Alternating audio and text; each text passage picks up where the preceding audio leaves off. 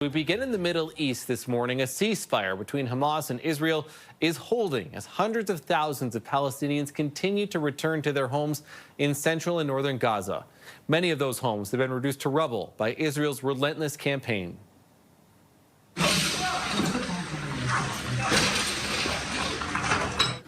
Footage from the aftermath of the war shows scenes of widespread destruction. Almost all of Gaza's 2.2 million people have been displaced multiple times as a result of the conflict.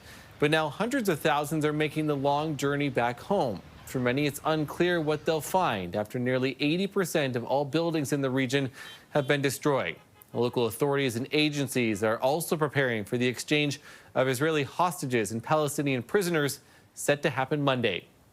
Well, for the latest on the situation on the ground, let's go live now to Tel Aviv. That's where we find CTV's Heather Wright. Heather, you arrived in the region yesterday. Get us up to speed on the situation and what you know at this point where you are.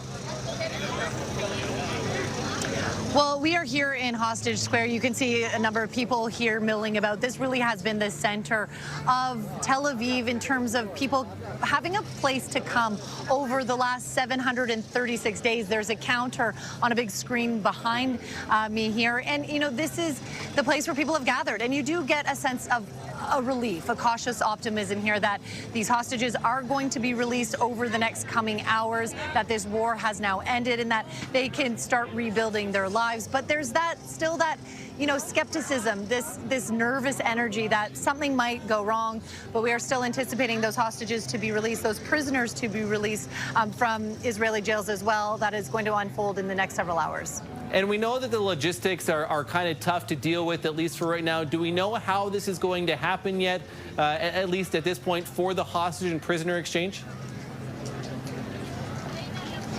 Well, there are still a lot of details that are still being ironed out, and we are hearing reports that perhaps this exchange could be moved up several hours. But at this point, the official word from the Israeli government is that it is going to happen tomorrow morning. Now, it is not going to be with all of the fanfare that we've seen with previous ceasefires and hostage releases, where you see the Hamas fighters in Gaza handing over the hostages to the Red Cross and then driven out. We have been told that part of the deal is that Hamas does not do any of those sort of exchange ceremonies.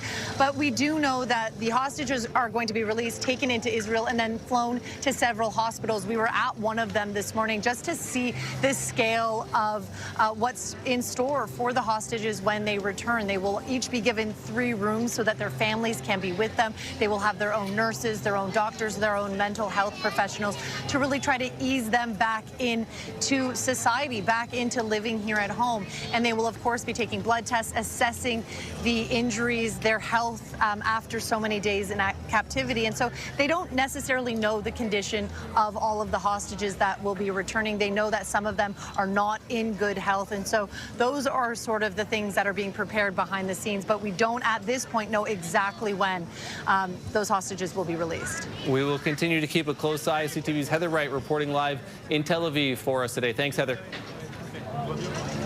Thanks.